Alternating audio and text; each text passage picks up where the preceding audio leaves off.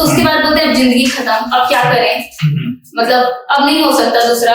तो उन लोगों में समझाती हूँ कि ऐसा नहीं कि फर्स्ट में ही सब कुछ मिल जाएगा, ईश्वर ने सबके लिए सोचा है, टाइम सबका सेट है तो हो जाएगा, आप बस मेहनत कर सकते हो, उससे ज्यादा तो कुछ कर नहीं सकते। नहीं सर, मैं वर्दी के लिए ही पीएससी में, फिर मेरा पूरा फोकस वर्दी पे ही रहा है सर।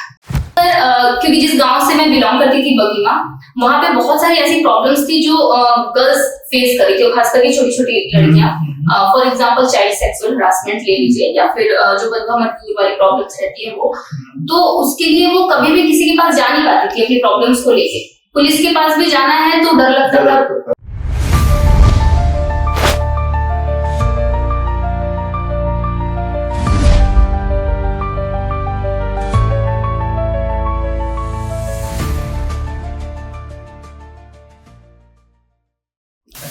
नमस्कार दोस्तों, welcome to my channel called unsung heroes. ये मेरा अनसंग हीरोज का सेकेंड एपिसोड है और पहले एपिसोड में मैंने 115 एपिसोड्स किए हैं और पहले और सेकेंड एपिसोड्स में दो डिफरेंस। सबसे पहले मेन डिफरेंस है, दूसरे वाले एपिसोड में हम इसको एक लाइव कर रहे हैं पॉडकास्ट स्टूडियो से, और मैं ये लिबर्टी ले सकता हूँ ये बोलने के लिए कि ये बिलासपुर का पहला पॉडकास्ट स्टूडियो है जो हमने सेटअप किया है, और ये प्रताप चौक के पास में है, और इसका एड्रेस डिटेल्स मैं अपने डिस्क्रिप्शन बॉक्स में दिया हूँ।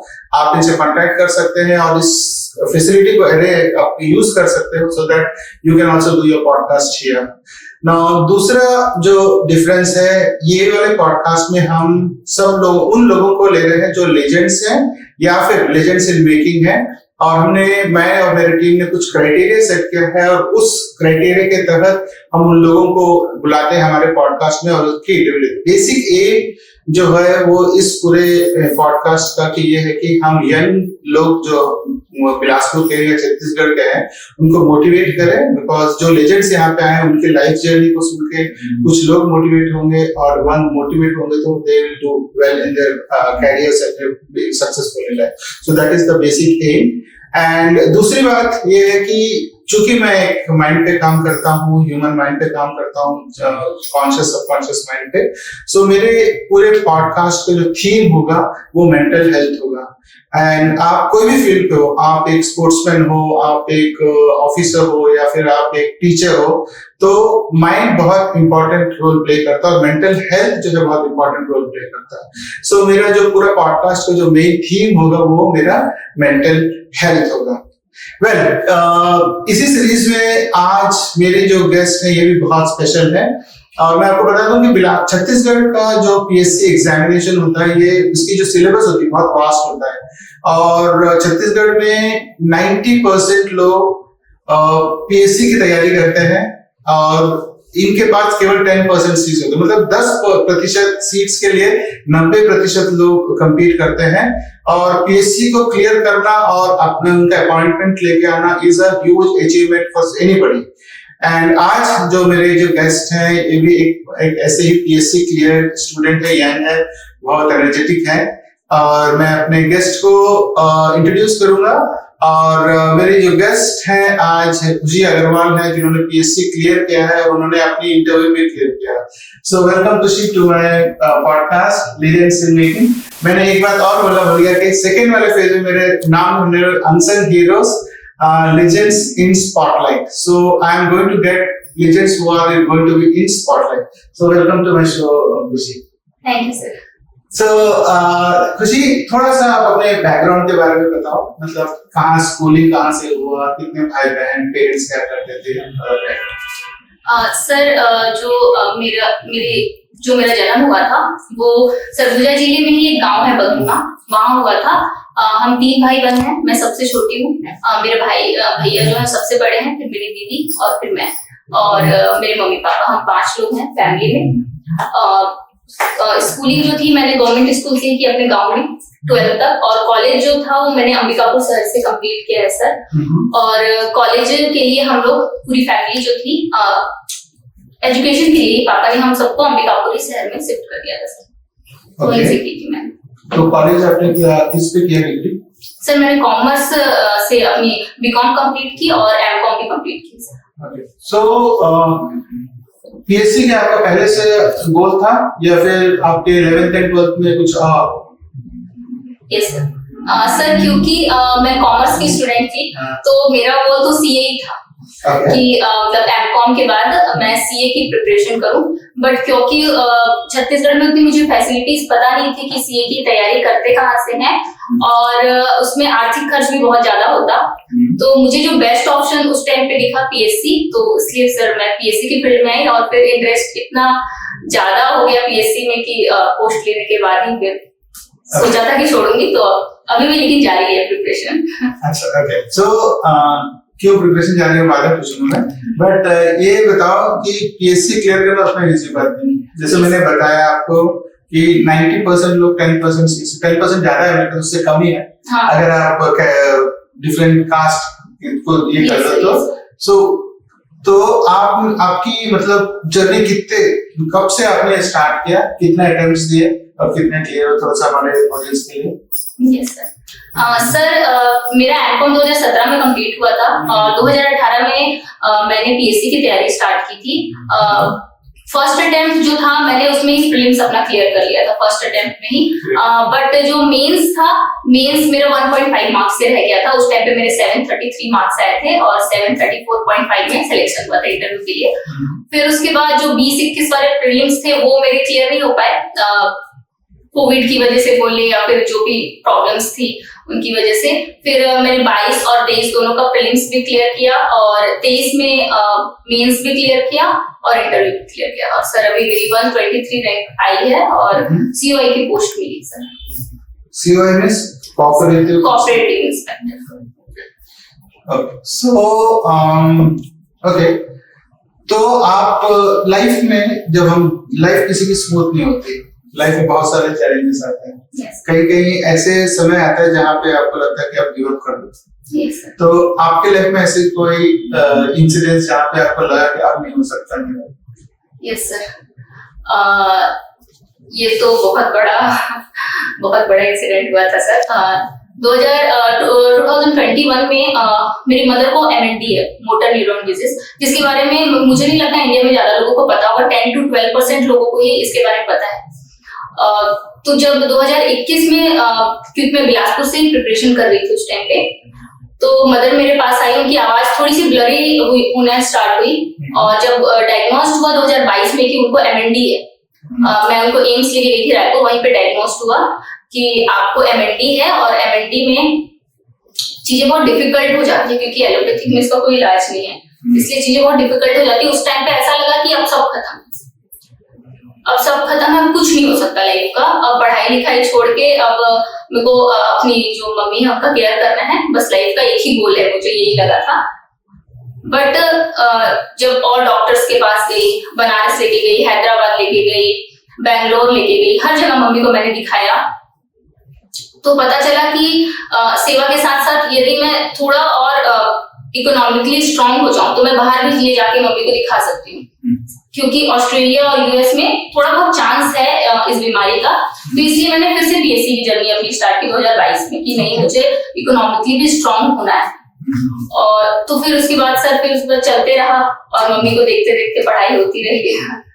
बट जो कंडीशन है MND वो इतनी ज्यादा मतलब बुरी बीमारी है, बोलना चाहिए इतनी बुरी बीमारी है कि जब वो किसी को हो जाए तो फिर समझ नहीं आता है क्या करना चाहिए। okay. So, बट हाँ, जैसे कि आपने बोला लाइफ में हम फेलियर से सक्सेस पाने के लिए हमको फेलियर से सामना करना पड़ता है। ये तो खैर आपका एक इमोशनल शॉक था, मदर का मतलब इमोशनल अटैचमेंट है, बट इसके अलावा कोई और फेलियर्स हैं जिससे आपने सीखा है और आगे बढ़ा है? ये बेसिकली मैं उन यंगस्टर्स के लिए मोटिवेशन के लिए बेसिकली, क्योंकि हमें पता नहीं रहता कि फेलियर जो भी होते हैं ना, फेलियर से कारण हमें सक्सेस मिलता है। बट जनरली क्या होता है कि लोग 1 या 2-3 फेलियर्स के बाद छोड़ देते हैं, ठीक है। एंड आई एम श्योर कि अगर आपने आज सक्सेस पाया है तो आपने भी बहुत सारे फेलियर्स किया होगा, तो थोड़ा सा फेलियर्स या फिर any big failure which you have learn something and move forward. Yes sir, क्योंकि मेरा फर्स्ट अटेम्प्ट में प्रीलिम्स क्लियर हो गया था और मेंस बहुत कम मार्क्स से रहा था, तो मेरे मन में ये आ गया था कि प्रीलिम्स तो हो जाएगा, प्रीलिम्स तो हो ही जाएगा। बट क्योंकि 19 के बाद 20 का और 21 का जब प्रीलिम्स नहीं हुआ तो उस टाइम पे ऐसा फील हुआ कि नहीं, कुछ तो गड़बड़ है। वो जो फेलियर, जो दो मैंने अपने प्रीलिम्स के, जो मैंने प्रीलिम्स नहीं क्लियर कर पाया ना, उसके बाद मुझे लगा नहीं, अब मुझसे कुछ नहीं हो सकता, ना प्रीलिम्स होगा, ना मेंस होगा, ना इंटरव्यू होगा। और उसी टाइम पे फिर मदर की हेल्थ भी सामने में आ गई। तो फिर वो जो टाइम था ना, वो मेरी लाइफ का सबसे खराब टाइम था सर। उस समय मुझे लगा कि कुछ नहीं हो सकता मेरे से। तो then how did you come out of it? Sir उसमें भी मैं कहूंगी कि मेरी मदर का ही हाथ था, उनको ही देख के मैं आगे बढ़ी और फिर से मैंने प्रीलिम्स की तैयारी स्टार्ट की जीरो से जो कमियां थी 19, 20, 21 में, वो सारी कमियों को दूर किया। साथ ही मेंस की भी तैयारी की, इसलिए फिर प्री मेंस साथ क्लियर होते गए। अच्छा, तो चलो थोड़ा सा हटके, सो क्या आपकी क्या हॉबीज हैं, मतलब बचपन से क्या हॉबीज है या इंटरेस्ट मैं बोल सकता हूँ, आदत है पढ़ाई तो क्या नहीं है? यस इसके अलावा सर मेरे को जो स्पिरिचुअल सॉन्ग्स होते हैं वो गाना गुनगुनाना वो अच्छा लगता है। और जो बुक्स होती हैं वो भी, जैसे कि भगवत गीता, महाभारत, इन सबको पढ़ने में बहुत इंटरेस्ट है, इन सब के बारे में जानने में बहुत इंटरेस्ट है कि क्या हुआ था हमारे। भगवत गीता पढ़ चुके हो? नहीं सर, पूरी नहीं पढ़ी हूँ, जितना टाइम मिलता है कोशिश करती हूँ हर दिन पूजा करते समय 1-2 श्लोक पढ़ लूं। बट अगर भगवत गीता का सारांश ले तो इट्स एक्चुअली मैनेजमेंट बुक। हमको foreign countries, foreign universities Bhagavad Gita को एक बुक लेके मैनेजमेंट पढ़ाते हैं, बट अनफॉर्चुनेटली हमारे इंडियन एजुकेशन सिस्टम में तो कहीं पे इंक्लूड नहीं किया है। बट या वेरी फैक्ट दैट आपको बहुत ज्यादा इंटरेस्ट है स्पिरिचुअल, बिकॉज़ कहीं ना कहीं स्पिरिचुअल और हमारा एजुकेशन कनेक्टेड है। Yes, ultimately it's going to help you out in that. Okay, great. So other than this, कुछ नहीं बचपन में खेलने वाले का, painting, reading other than spiritual books? Sir अगर गेम्स में बोले तो मुझे बैडमिंटन खेलना अच्छा लगता है। Okay. So आप इसको यूज करते थे क्या, डिजिटल लाइब्रेरी, सॉरी अपना सेंट्रल लाइब्रेरी? यस, मैं सेंट्रल लाइब्रेरी में 2020 से लेकर 2023 तक, जब तक मैं बिलासपुर में रही, मैं वहां रह के पढ़ाई करती। 2020 मतलब जब से स्टार्ट हुआ? जब स्टार्ट हुआ, यस, स्टार्ट हुआ उसके 10 दिन बाद से ही मैं लाइब्रेरी ज्वाइन कर ली थी। तो थोड़ा सा, क्योंकि मैं स्मार्ट सिटी से कनेक्टेड हूँ, प्लस स्मार्ट कहीं ना कहीं डिजिटल लाइब्रेरी सेटअप करना मेरा भी आता है। मतलब मैं पार्ट था, तो क्या what is the facilities available, उसके बारे में थोड़ा सा बताएं। How did it help you, what are the facilities, and कुछ और उसमें ऐड कर सकते हैं क्या? यस सर एक्चुअली क्योंकि मैंने प्रीलिम्स हो नहीं रही थी उस टाइम पे, तो घर में पढ़ाई होना बंद हो गई थी। उससे पहले मैं 2 साल तक घर में ही पढ़ती थी, लेकिन जब प्रीलिम्स होना बंद हो गए तो लगा कि लाइब्रेरी जाना एक बेस्ट ऑप्शन है। उसी टाइम पे लाइब्रेरी का कॉन्सेप्ट स्टार्ट हुआ था। बट जितनी भी प्राइवेट लाइब्रेरीज थी उसमें वो कैबिन वाला सिस्टम था कि एक कैबिन दे दिया जाता था, उसी में इंसान बैठ के पढ़ता था। बट वो मेरे लिए बहुत मतलब यूज टू नहीं थी उसके लिए। वुडन टाइप महसूस होती है। हाँ, वुडन टाइप की महसूस होती थी, एकदम यूज टू नहीं। उसी समय जब ये सेंट्रल लाइब्रेरी बन रही थी, मैं डेली आके पूछती थी कि कब खुलेगी। तो जैसे ही खुली तो सबसे अच्छा ये है सर, यहाँ पे ओपन स्पेस बहुत ज्यादा है। ओपन स्पेस बहुत ज्यादा है, एक टेबल पे हम 4 लोग बैठते हैं, डिस्कशन भी हो जाता है कि आपका क्या चल रहा है प्रीलिम्स के लिए, मेंस के लिए, सारी चीजें। तो उस टाइम पे ना डीमोटिवेशन का जो लेवल रहता है ना बहुत कम रहता है सेंट्रल लाइब्रेरी में। लेकिन बाकी लाइब्रेरीज में हम ज्यादा बातचीत नहीं कर पाते या फिर डिस्कशन नहीं कर पाते या लोगों को ऐसे देख नहीं पाते पढ़ते हुए। बट सेंट्रल लाइब्रेरी में हम एक साथ 100 लोगों को पढ़ते हुए देख पाते हैं कि वो पढ़ रहा है। अगर मेरा मन भी नहीं लग रहा है तो यार वो तो पढ़ रहा है, मुझे तो पढ़ना है, ये वाली फीलिंग वहां पे बहुत ओपननेस है ना, ओपन स्पेस है, स्ट्रेस बहुत कम, वहां की पॉजिटिविटी बहुत अच्छी है। हाँ, बहुत अच्छी है। तो कुछ और उसमें इम्प्रूवमेंट आप चाहोगे? हालांकि आप अभी रिसेंटली गए हो क्या? नहीं सर, रिसेंटली तो नहीं जा पाई। तो रिसेंटली और भी हमने चेंजेस किए हैं उसमें, सो बट या गुड, सो ऐसा सुनने में अच्छा लगता है। तो अभी बताए बिलासपुर में पिछले 4-5 सालों में आईटी इंफ्रास्ट्रक्चर में क्या चेंजेस हैं? आपने कुछ देखा है क्या, कुछ चेंजेस महसूस किए हैं इंफ्रास्ट्रक्चर ओवरऑल? सर हाँ, क्योंकि मैं 2019-20 से तो हूँ ही बिलासपुर में, तो जो ये कॉन्सेप्ट है स्मार्ट सिटी का, ये तो पूरा विजिबल हो रहा है बिलासपुर में। क्योंकि जब मैं 2019 का जो मेरा पहला मेंस था, उस टाइम पे जब मैं बिलासपुर आई थी, तो सरकंडा जिसमें अभी मैं फिलहाल रह रही हूँ, वो एक गाँव था, बिल्कुल गाँव। बट अगर आप सरकंडा को देखेंगे तो वो मिनी बिलासपुर दिखता है। हमारा जो ओवरब्रिज बना है वो बेस्ट है, अब वहाँ पे ट्रैफिक नहीं होता है। जो डस्ट की प्रॉब्लम थी वो बहुत कम हो गई है। साथ ही हम सबसे बेस्ट मुझे अपनी डिजिटल लाइब्रेरी लगती है, क्योंकि मैंने रेलवे की भी बीच में तैयारी की थी। जब मैं प्रीलिम्स मेरे हो नहीं पा रहे थे तो रेलवे का भी प्री मेन सब कुछ क्लियर किया था, टाइपिंग नहीं हो पाया था। तो उस टाइम पे मैं पूरी जो प्रिपरेशन थी अपनी वो वीडियोस के थ्रू ही करती थी, तो वो लाइब्रेरी में मुझे वो फैसिलिटी भी मिली थी। एक चीज तो आपने बताया नहीं, यस सर। ट्रैफिक सिग्नल्स जो आगे ऑटोमेटिकली चला यस सर, ट्रैफिक सिग्नल्स और सिटी बसेस, ट्रैफिक सेंस भी अच्छा हो गया। अच्छा हो गया। आजकल लोग ट्रैफिक रूल्स फॉलो करते हैं। यस सर, वो करना भी चाहिए सर। उनको पता है कि नहीं करेंगे तो चालान आ जाएगा। Yes sir. ठीक है, तो ऑटोमेटिक ट्रैफिक सिग्नल्स, जैसे आपने कारवार में देखा होगा, कारवार नाका के पास एक बहुत बड़ा इमीडिएट कमांड कंट्रोल सेंटर है, कांच की बिल्डिंग है, तो वहीं से पूरा कंट्रोल होता है। So okay, great. Now, Khushi, coming to your mental health. Yes. आज के डेट पे मेंटल हेल्थ बहुत इम्पोर्टेंट है, एंड जनरली हम इसको नेग्लेक्ट करते हैं बेसिकली बिकॉज लोगों को इसकी इम्पोर्टेंस पता नहीं है। लेकिन जब आप कंपटीशन की तैयारी करते हो तो कंपटीशन इतना ज्यादा है तो आपको इमोशनली स्टेबल होना बहुत जरूरी है। ठीक है, सो आप सबसे पहले तो क्वेश्चन है कि आप अपने आप को किस तरह से स्टेबल रखते हो, और चूंकि आप स्पिरिचुअली ऑलरेडी कनेक्टेड हो तो दैट इमोशनल स्टेबिलिटी आ जाएगा आपका, बट आप किस तरह से स्टेबल रखते हो, mentally stable, so that you get motivated. And दूसरा, आजकल के बच्चों में मेंटल हेल्थ का कंडीशन क्या है? आपने बहुत सारे बच्चों को देखा होगा डिजिटल लाइब्रेरी में, तो क्या स्टेटस, तो सवालों का जवाब। सर, पहला सवाल जो आपका था मेंटल हेल्थ वाला, तो बचपन से लेके जो मैंने एमकॉम तक की पढ़ाई की थी उसमें तो पेरेंट्स का सपोर्ट रहता था, अपना जा रहे हैं आ रहे हैं, तो उस टाइम पे तो वो फील ही नहीं हुआ कि मेंटल हेल्थ क्या होती है, ये सारी चीजें। लेकिन जब पीएससी का प्रेशर आया, क्योंकि फर्स्ट अटेम्प्ट में प्रीलिम्स हो गया तो वो प्रेशर मैंने महसूस ही नहीं किया कि क्या प्रेशर होता है, बट उसके बाद के जो मेरे दो प्रीलिम्स नहीं हुए, ऊपर से कोविड आ गया तो पढ़ाई बंद ही हो गई थी ऑलमोस्ट। तो उस टाइम पे जो मेंटल हेल्थ थी वो बहुत डिस्टर्ब थी, कुछ समझ नहीं आता था, ऐसा लगता था अब कुछ नहीं हो सकता।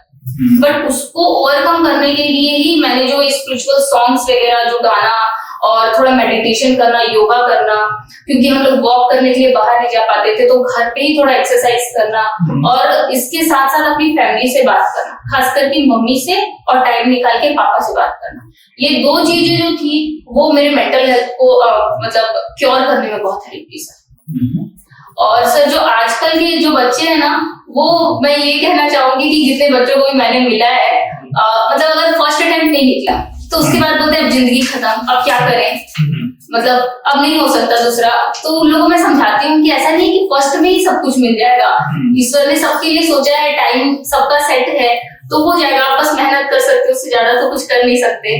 तो उनको मैं समझाती हूँ इस चीज को कि तुम लोग थोड़ा पेशेंस रखो, क्योंकि जब तक पेशेंस नहीं रहेगा हम कुछ नहीं कर सकते। क्योंकि जब मेरी मम्मी की हेल्थ का टाइम आया था तो डॉक्टर्स ने साफ साफ कह दिया था फर्स्ट टाइम में कि आप एडमिट कर दो मम्मी को, क्योंकि पाइप लगेगी, आप इनको खाना नहीं खिला सकते। उस दिन भी मैंने प्रण लिया था कि नहीं, मैं खाना हाथ से ही खिलाऊंगी, जब तक मेरी क्षमता है तब तक मैं करूंगी। तो सर वो बोलेंगे कि अगर आप पेशेंसली और थोड़ा निश्चय करके, दृढ़ निश्चय करके अगर आप कुछ करते हो तो आपका मेंटल हेल्थ, आपका जो एम है, सब कुछ अच्छा स्मूथली चलता रहेगा। हमने ये बात सही है कि आजकल के बच्चों में पेशेंस नहीं, पेशेंस बिल्कुल नहीं है सर, उनको हर चीज जल्दी चाहिए। और अगर आप देखोगे नेचर की कोई भी चीज जल्दी नहीं मिलता सर, उसको अपना समय लगेगा। जैसे आप एक बीज बोओगे तो उसको उतना समय लगेगा होने में, तो बट हाँ बच्चों लोग पेशेंस नहीं है। जैसे मैंने बोला भी था, एक या दो या तीन फेलियर आने के बाद छोड़ देते हैं, छोड़ देते हैं, जबकि परसिवरेंस जो होता है, इसको परसिवरेंस सक्सेसफुल लेके आता है। ठीक है, जैसे आपका एग्जांपल है 2018 से लगे थे, प्लस कल हमारे जो गेस्ट थे प्रशांत वर्मा, वो भी उसने भी 5-6 अटेम्प्ट किया था। So perseverance and patience are two very important things अगर आपको पीएससी में सक्सेसफुल आना है तो। बट कहीं ना कहीं जैसे आपने बोला है, एक तो वो है, बट हम अपने अवचेतन मन को ट्रेन कर सकते हैं। ठीक है, जो भी आपने जो बोला ये केवल चेतन मन तक, मतलब आप पढ़ रहे हो, कॉन्शियसली पढ़ रहे हो, कॉन्शियसली इसकी तैयारी कर रहे हो, बट हम अपने अवचेतन मन को ट्रेन भी कर सकते हैं। तो बेसिकली हमारे अवचेतन मन की हमारी जो पर्सनैलिटी जो बनती है वो हमारी सोसाइटी, पेरेंट्स, आसपास के लोगों से देख के हमारी पर्सनैलिटी बनती है, हमारे वैल्यूज बनते हैं, तो इसको हम ट्रेन भी कर सकते हैं। तो मेरा ये मानना है कि कहीं ना कहीं आजकल बच्चों को अगर हम मेंटल ट्रेनिंग दे पाए जो बहुत इजी भी है और सिंपल भी है तो इनकी जो परफॉर्मेंस और भी बढ़ जाएगा और पेशेंस भी आ जाएगा। Okay great. और कुछ बोलना चाहोगे क्या? आपके फ्यूचर प्लान्स क्या है? सर पीएससी में तो मैं डीएसपी बनने के लिए आई थी। हाँ पहले बोला था आपने अभी और तैयारी कर रही हो करके। यस सर, तो अभी तो मैंने अपना एम नहीं प्राप्त किया है, तो अभी आगे मेरी तैयारी जारी है जब तक डीएसपी ना बन जाऊं, क्योंकि एम तो वर्दी ही है सर। वर्दी पहनना है क्या? Yes sir. अरे वाह ग्रेट। डिप्टी कलेक्टर नहीं सर, मैं वर्दी के लिए ही पीएससी में फिर मेरा पूरा फोकस वर्दी पे ही रहा है। ओके एनी रीजन क्यों वर्दी? सर क्योंकि जिस गांव से मैं बिलोंग करती थी बगीमा, वहां पे बहुत सारी ऐसी प्रॉब्लम्स थी जो गर्ल्स फेस करी थी, खास करके छोटी छोटी लड़कियां। For example child sexual harassment ले लीजिए या फिर जो बदवा मजदूर वाली प्रॉब्लम्स रहती है वो, तो उसके लिए वो कभी भी किसी के पास जा नहीं पाती थी अपनी प्रॉब्लम्स को लेके।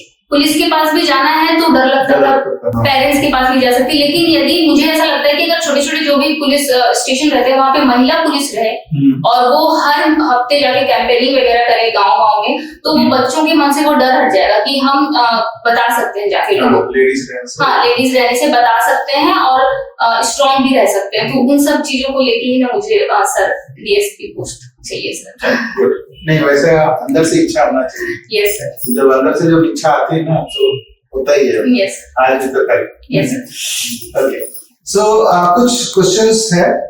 अगर आपके लाइफ को मैं एक मूवी बना दूं तो उसका क्या टाइटल है?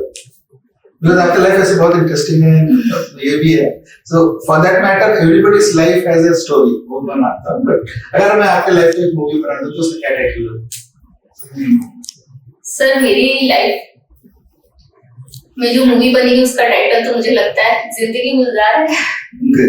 जिंदगी गुलजार मतलब खुशनुमा, खुशी खुशी वाली। ग्रेट।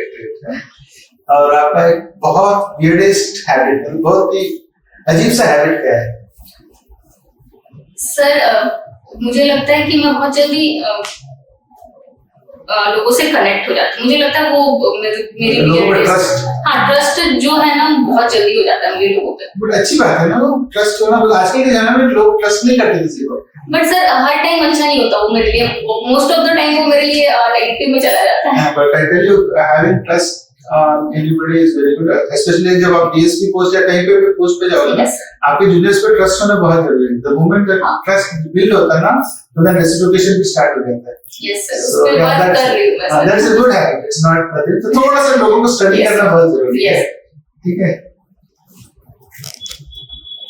अगर आपको मैं 10 सेकंड दूं कि आप अपने लाइफ लेसन पूरी दुनिया को बताओ, क्या बोलोगे?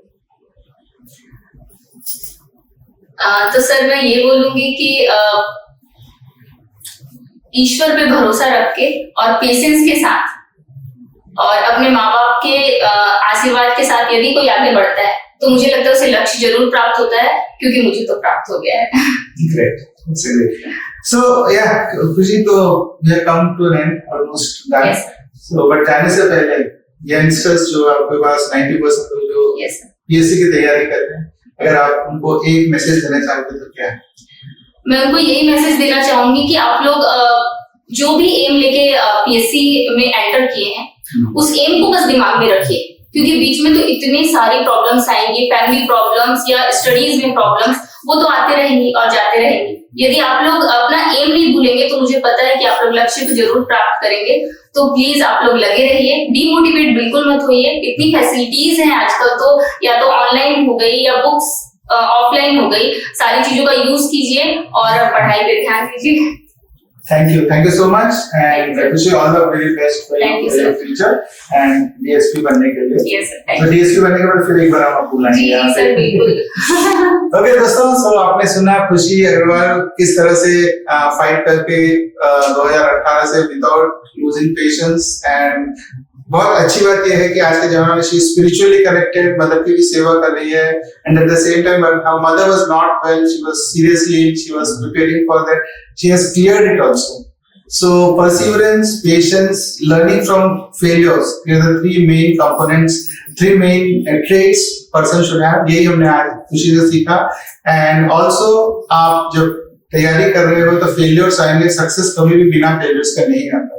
तो फेलियर से क्या आपने सीखा और किस तरह से आपने उन फेलियर्स को आगे बढ़ के अपने सक्सेस को पाया, ये बहुत मायने रखता है। सो ये एपिसोड यहीं पे हम समाप्त करते हैं। नेक्स्ट टाइम जब हम अगले एपिसोड में आएंगे एक और हमारे लीजेंड आएंगे, तब तक के लिए टेक केयर एंड जय हिंद।